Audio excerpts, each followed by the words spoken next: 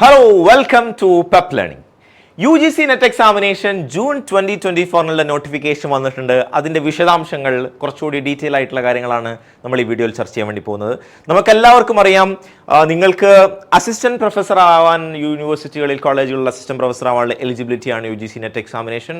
അതുപോലെ തന്നെ junior research ഫെലോഷിപ്പോടുകൂടി നിങ്ങൾക്ക് PhD അതുപോലെ തന്നെ റിസർച്ച് ഒക്കെ ചെയ്യാനുള്ള എലിജിബിലിറ്റിയാണ്. അതുപോലെ തന്നെ നിങ്ങൾക്ക് PhD മാത്രം ചെയ്യണമെന്നുണ്ടെങ്കിൽ PhDക്കുള്ള എലിജിബിലിറ്റി കൂടിയാണ് UGC നെറ്റ് എക്സാമിനേഷൻ എന്ന് പറയുന്നത്. അപ്പോൾ UGC നെറ്റ് എക്സാമിനേഷൻ്റെ ഡീറ്റെയിൽസ് ആണ് നമ്മൾ ചർച്ച ചെയ്യാൻ വേണ്ടി പോകുന്നത്. നമുക്കെല്ലാവർക്കും അറിയാം, നാഷണൽ ടെസ്റ്റിംഗ് ഏജൻസിയാണ് UGC നെറ്റ് എക്സാമിനേഷൻ സംഘടിപ്പിക്കുന്നത്. അതുമായി ബന്ധപ്പെട്ടുള്ള ഡീറ്റെയിൽസ്, അതുമായി ബന്ധപ്പെട്ടുള്ള ഓരോരോ വിശദാംശങ്ങൾ അടങ്ങിയിട്ടുള്ള ഇൻഫർമേഷൻ ബുള്ളറ്റിനാണ് നമ്മൾ ചർച്ച ചെയ്യുന്നത്. നേരത്തെ തന്നെ നമ്മൾ അതുമായി ബന്ധപ്പെട്ടുള്ള ഡേറ്റ്സ് ഒന്നുകൂടി ഓർമ്മപ്പെടുത്തുകയാണ്. 10th May വരെയാണ് നിങ്ങൾക്ക് അപേക്ഷ സമർപ്പിക്കാനുള്ള സമയം. 11th May to 12th May വരെ നിങ്ങൾക്ക് ഫീസ് അടക്കാം. അതുപോലെ തന്നെ ജനറൽ കാറ്റഗറിയെ സംബന്ധിച്ചിടത്തോളം 1150 രൂപയാണ് ഫീസ് വരുന്നത്. 600 രൂപയാണ് ജനറൽ EWS OBC NCL കാറ്റഗറിക്ക് വരുന്നത്. 325 രൂപയാണ് SC ST PWD third general കാറ്റഗറിയിലെ ആളുകളെ സംബന്ധിച്ചിടത്തോളം വരുന്നത്. നമുക്ക് എക്സാമിനേഷൻ നടക്കുന്ന സമയം എന്ന് പറയുന്നത് 16th June 2024 ആണ്. എക്സാമിനേഷൻ്റെ ഡ്യൂറേഷൻ എന്ന് പറയുന്നത് 180 minutes ആണ്. 3 മണിക്കൂർ ദൈർഘ്യമുള്ള പരീക്ഷയായിരിക്കും. ഈ വർഷത്തെ പ്രത്യേകത OMR എക്സാമിനേഷൻ ആണ് നടക്കുന്നത് എന്നതാണ്. പേപ്പർ പെൻ എക്സാമിനേഷൻ ആണ്. 180 minutes, 3 മണിക്കൂർ ദൈർഘ്യമുള്ള പരീക്ഷയായിരിക്കും. No break between paper 1 and paper 2. Paper 1ൻ്റെയും പേപ്പർ 2ൻ്റെയും ഇടയിൽ വേറെ ബ്രേക്കുകളൊന്നും ഉണ്ടായിരിക്കുകയില്ല എന്നാണ് അതിൽ നമുക്ക് മനസ്സിലാക്കേണ്ടത്. മറ്റ് ഡേറ്റുകൾ, വിശദാംശങ്ങൾ ഏതൊക്കെ ദിവസമാണ്, അതുമായി ബന്ധപ്പെട്ട ഹാൾ ടിക്കറ്റ് വരുന്നത് തുടങ്ങിയിട്ടൊക്കെയുള്ള ഡീറ്റെയിൽസ് ആണ് വരുന്നത്. ഓൺലൈനായിട്ടാണ് അപേക്ഷ സമർപ്പിക്കേണ്ടത്. അത്തരം വിശദാംശങ്ങളൊക്കെയാണ് ഇവിടെ കൊടുത്തിട്ടുള്ളത്.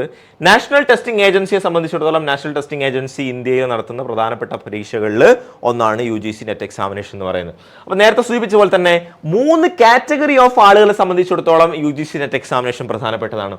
ഒന്നാമത്തെ category award of JRF and അപ്പോയിൻമെന്റ് ആസ് അസിസ്റ്റന്റ് പ്രൊഫസർ. JRFും ലഭിക്കണം അസിസ്റ്റന്റ് പ്രൊഫസറുള്ള ആളുകളെ സംബന്ധിച്ചിടത്തോളം. നെറ്റ് എക്സാമിനേഷൻ ചെയ്യുന്നതോടുകൂടി അവർക്ക് JRFും കിട്ടും, അസിസ്റ്റന്റ് പ്രൊഫസർ ആവാൻ സാധിക്കും, അതുപോലെ തന്നെ PhDക്കുള്ള സാധ്യതയും കിട്ടും എന്നതാണ്. രണ്ടാമത്തെ കാറ്റഗറിയിലുള്ള ആളുകളെ സംബന്ധിച്ചിടത്തോളം അപ്പോയിൻമെന്റ് as assistant professor and admission to PhD.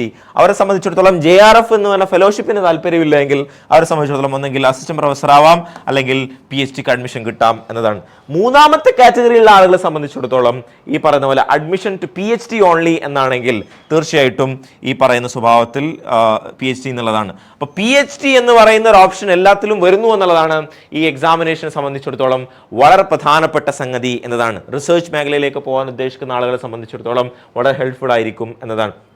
ഇതുമായി ബന്ധപ്പെട്ട വിശദാംശങ്ങൾ നേരത്തെ തന്നെ വന്നിട്ടുണ്ടായിരുന്നു എന്നതുകൂടി ഈ അവസരത്തിൽ സൂചിപ്പിക്കുകയാണ്. എക്സാമിനേഷൻ്റെ മോഡ് എന്ന് പറയുന്നത് OMR ബേസ്ഡ് ഓഫ് എക്സാമിനേഷൻ ആണ്. അതുപോലെ തന്നെ എക്സാമിനേഷൻ്റെ സ്വഭാവം എന്ന് പറയുന്നത് ജനറൽ പേപ്പർ എന്നുള്ള കാറ്റഗറിയിൽ 50 ചോദ്യം 100 മാർക്കുള്ള എക്സാമിനേഷൻ. ഒരു പേപ്പറിന് ഒരു ക്വസ്റ്റ്യന് 2 മാർക്ക് എന്നുള്ള സ്വഭാവത്തിൽ ജനറൽ പേപ്പർ ആയിരിക്കും ഉണ്ടാവുക. അതിൽ teaching research aptitude of the candidate ആയിരിക്കും പ്രധാനമായിട്ടും. Reasoning ability, reading comprehension, divergent thinking and general awareness of the candidate ഒക്കെയാണ് ബേസിക്കലി ചർച്ച ചെയ്യുക, ഡിസ്കസ് ചോദ്യങ്ങളായിട്ടുണ്ടാവുക. പേപ്പർ 2 എന്ന് പറയുന്നത് കൃത്യമായിട്ടും പേപ്പറാണ്. അതായത് നിങ്ങൾ ഇംഗ്ലീഷ് ലിറ്ററേച്ചർ ആണെങ്കിൽ ഇംഗ്ലീഷ് ആയിരിക്കും ഉണ്ടാവുക. പൊളിറ്റിക്കൽ സയൻസ്, ഹിസ്റ്ററി, സോഷ്യോളജി, അതുപോലെ തന്നെ സോഷ്യൽ വർക്ക്, സൈക്കോളജി പോലെയുള്ള വിഷയങ്ങൾ നിങ്ങൾക്ക് എന്തുണ്ടാവും, പേപ്പർ 2 ആയിട്ടുണ്ടാവും. പ്യൂർലി സബ്ജക്ട് നോളജ് ആയിരിക്കും അതിൽ ചർച്ച ചെയ്യുക. 100 ക്വസ്റ്റ്യൻസ് ആണ് ഉണ്ടാവുക. 200 മാർക്ക്, 2 മാർക്ക് വീതം ഒരു പേപ്പറിന്, ഒരു ക്വസ്റ്റ്യൻ എന്നുള്ള സ്വഭാവത്തിൽ 200. അങ്ങനെ 150 ചോദ്യവും 300 മാർക്കിന് എക്സാമിനേഷൻ ഉണ്ടാവുക. 3 മണിക്കൂർ 150 മിനിറ്റാണ് examination without any break. All the questions are compulsory എന്നാണ് പറയുന്നത്. All the questions are compulsory. There is no negative marking എന്നതാണ്. സിലബസുമായി ബന്ധപ്പെട്ട ഡീറ്റെയിൽസ് ഒക്കെ നമ്മൾ വിശദമായിട്ട് വേറെ തന്നെ ചർച്ച ചെയ്യുന്നതായിരിക്കും ഓരോ ദിവസത്തെ. മീഡിയം ഓഫ് ക്വസ്റ്റ്യൻ പേപ്പർ ഇംഗ്ലീഷിലും ഹിന്ദിയിലും ഉണ്ടാവും. Option for medium of question paper should be carefully chosen because application ഫോമിൽ അത് ശ്രദ്ധിക്കണം എന്നുള്ള കാര്യം സൂചിപ്പിക്കുന്നുണ്ട്. Marking scheme, each questions carries 2 mark plus 2, 2 മാർക്കാണ് കിട്ടുക. ഉത്തരം തെറ്റിക്കഴിഞ്ഞാൽ നെഗറ്റീവ് മാർക്കിംഗ് ഇല്ല, നോ നെഗറ്റീവ് മാർക്കിംഗ്. അതുകൊണ്ട് നിങ്ങൾ എല്ലാ ചോദ്യവും അറ്റൻഡ് ചെയ്യൽ നിർബന്ധമാണ്. അൺആൻസേർഡ് അൺഅറ്റംപ്റ്റഡ് ക്വസ്റ്റ്യൻസിന് മാർക്ക് ഫോർ റിവ്യൂവിനൊന്നും 1 മാർക്ക് കിട്ടൂല എന്ന കാര്യം സൂചിപ്പിക്കുന്നുണ്ട്. ഈ പറയുന്ന പോലെ കാൻഡിഡേറ്റ് 1 ഓപ്ഷൻ, ഒറ്റ ഓപ്ഷനായിട്ട് കൊടുക്കേണ്ടതുള്ളൂ. നിങ്ങളുടെ എലിജിബിലിറ്റി ക്രൈറ്റീരിയ എന്ന് പറയുന്നത് 2 രീതിയിലുള്ള എലിജിബിലിറ്റി ഈ വർഷം വരുന്നുണ്ട്. ഒന്നാമത്തേത് പ്രധാനമായിട്ടും 55 മാർക്കോട് കൂടി മാസ്റ്റേഴ്സ് ഡിഗ്രി പൂർത്തിയായിട്ടുള്ള ആളുകളെ സംബന്ധിച്ചിടത്തോളം അത് എലിജിബിലിറ്റിയാണ്. ഈ പറയുന്ന പോലെ computer science and applications, electronics അവരെ സംബന്ധിച്ചിടത്തോളം ഈ പറഞ്ഞ പോസ്റ്റ് ഗ്രാജുവേറ്റ് ലെവലിലുള്ള സംഗതി അപ്പൻഡിക്സ് 3 പറയുന്നുണ്ട്. അതർ ബാക്ക്വേർഡ് ക്ലാസ്സസ് ഈ പറയുന്ന പോലെ 50% മാർക്ക് മതി, അത് അവരുടെ ഡീറ്റെയിൽസും കാര്യങ്ങൾ പറയുന്നുണ്ട്.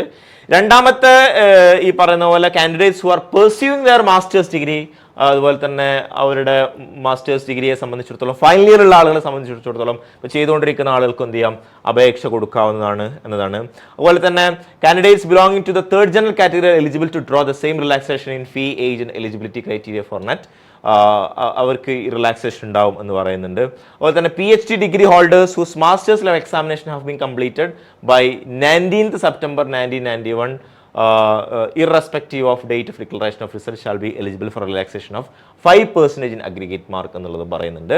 പിന്നെ അതുപോലെ തന്നെ സർട്ടിഫിക്കറ്റും ഡോക്യുമെന്റ്സും കൊടുക്കേണ്ടതായിട്ടില്ല എന്ന് പറയുന്നുണ്ട്.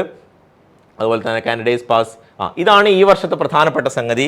Candidates having passed a 4-year 8-semester bachelor's degree programme should have a minimum of 75% mark in aggregate or equivalent grade on a point of scale whether the grading system is followed. 4 വർഷത്തെ degree ചെയ്യുന്ന ആളുകളെ സംബന്ധിച്ചിടത്തോളം 75 mark minimum അവർ നേടിയിട്ടുണ്ടെങ്കിൽ അവരെ സംബന്ധിച്ചിടത്തോളം അവർക്ക് ഈ വർഷത്തെ qualification ഉണ്ട് എന്നതാണ് ഈ പറയുന്നത്. അതിൻ്റെ ഡിഗ്രി തുടങ്ങിയിട്ടൊക്കെയുള്ള ഡീറ്റെയിൽസ് കാര്യങ്ങൾ, മിനിമം സ്റ്റാൻഡേർഡ്സും കാര്യങ്ങളൊക്കെ വിശദമായിട്ട് തന്നെ നിങ്ങൾക്ക് നോട്ടിഫിക്കേഷനിൽ കൊടുത്തിട്ടുണ്ടാവും എന്നതാണ്. അപ്പോൾ ഒരുപാട് മാറ്റങ്ങളോടുകൂടിയാണ് ഈ വർഷത്തെ നെറ്റ് എക്സാമിനേഷൻ വന്നിട്ടുള്ളത്. അതുകൊണ്ട് തന്നെ നമ്മളെ സംബന്ധിച്ചിടത്തോളം ഇത് പ്രധാനമാണ്. ഏജ് ലിമിറ്റ് കൂടി സൂചിപ്പിച്ചുകൊണ്ട് അവസാനിപ്പിക്കുകയാണ്. ഏജ് ലിമിറ്റ് JRFനെ സംബന്ധിച്ചിടത്തോളം 30 വർഷമാണ് age limit. First day of the month in which examination is conducted, അതായത് 1/6/2024 നിങ്ങൾക്ക് 30 വയസ്സ് തികയാൻ പാടില്ല, ഉള്ളാകാൻ പാടില്ല എന്നുള്ളതാണ്. 5 years relaxation SC/ST PWD third general OBC NCL കാൻഡിഡേറ്റുകളെ സംബന്ധിച്ചിടത്തോളം ഉണ്ട്. 35 വയസ്സ് വരെ പോകാവുന്നതാണ്. ഈ പറയുന്ന പോലെ അസിസ്റ്റന്റ് പ്രൊഫസർഷിപ്പിന് നോ അപ്പർ ഏജ് ലിമിറ്റ് എന്നുള്ളതും കൃത്യമായിട്ട് സൂചിപ്പിക്കുന്നുണ്ട്. PhDയിലേക്ക് പോകുന്ന സമയത്തും അതിനും അപ്പർ ഏജ് ലിമിറ്റ് ഇല്ല എന്നതാണ്. JRF ഫെലോഷിപ്പ് കിട്ടണമെന്നുണ്ടെങ്കിൽ 30 to 35 വരെയാണ് മാക്സിമം റിലാക്സേഷനിൽ കിട്ടാൻ സാധ്യതയുള്ളത് എന്നൊക്കെയാണ് സൂചിപ്പിക്കുന്നത്. വിശദമായിട്ടുള്ള മറ്റ് ഓരോരോ ആസ്പെക്റ്റുകളും ചർച്ച ചെയ്തുകൊണ്ടുള്ള വീഡിയോ നമ്മൾ ചെയ്യുന്നതായിരിക്കും. അപ്പോൾ ചാനൽ ഫോളോ ചെയ്യുക, സബ്സ്ക്രൈബ് ചെയ്യുക, അതുപോലെ തന്നെ നിങ്ങളുടെ സുഹൃത്തുക്കളിലേക്ക് ഷെയർ ചെയ്ത് കൊടുക്കുകയും നിങ്ങളുടെ അഭിപ്രായങ്ങളും നിർദ്ദേശങ്ങളും എന്തെങ്കിലും സംശയങ്ങൾ എടുക്കുകയുണ്ടെങ്കിൽ അറിയിക്കുകയും ചെയ്യുക. Wish you all the best. Thank you.